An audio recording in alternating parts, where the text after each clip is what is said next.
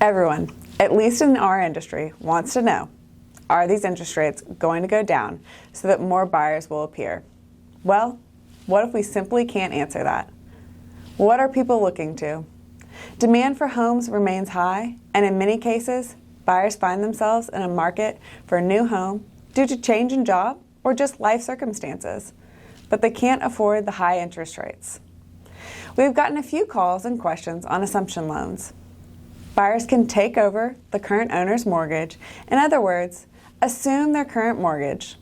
The loan terms, such as term and interest rate, do not change. This is a way to help buyers get into a home with a lower mortgage rate than is available in the current market. However, not all loans are assumable, and most loans have a due on sale clause in the deed of trust, which means that the lender can call the loan due when the property is sold. This can create a huge risk for the parties, unless the lender explicitly consents to the assumption, which they may or may not be willing to do. The next question goes on to the title company. Can we insure the transaction with an assumption loan? It depends on what the underlying loan is. As a general rule, we cannot insure assumable mortgages when the underlying loan is an FHA, HELOC, reverse mortgage, or in default or foreclosure. Other loans we can look at.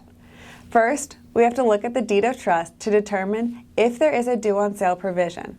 If so, we will add an exception to our Schedule B of our title commitment and our policy regarding the due on sale, which means, very broadly, that we will not be able to cover the buyer for any risk that the existing lender calls the note due and payable upon the sale.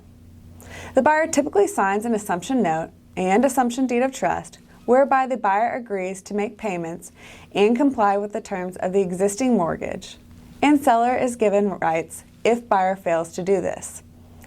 This is necessary because the seller typically remains liable to the existing lender, so if buyer does not pay it, it could reflect on the seller's credit. We also have to get a seller's loan figure statement and a disclosure and hold harmless agreement that has been completed and executed by both the buyer and the seller. The hold harmless agreement states, 1, there may be a due on sale provision contained in the underlying mortgage or deed of trust. 2, failure to contact and obtain the consent of the underlying lender may be considered an event of default, and it may cause the lien to be foreclosed.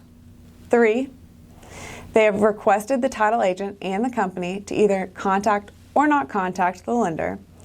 And 4, agreeing to hold the company harmless from any and indemnifying the company against any closing and insuring the transaction under these circumstances, including from any losses arising out of existing defaults that may exist on the loan and incorrect assumption information because of the failure to get actual loan and escrow balances from the lender. So in short, title companies may be able to insure transactions where there is an assumption of an existing loan, but they are treated differently than your traditional loans. It depends on what the underlying loan is, and extra requirements must be met.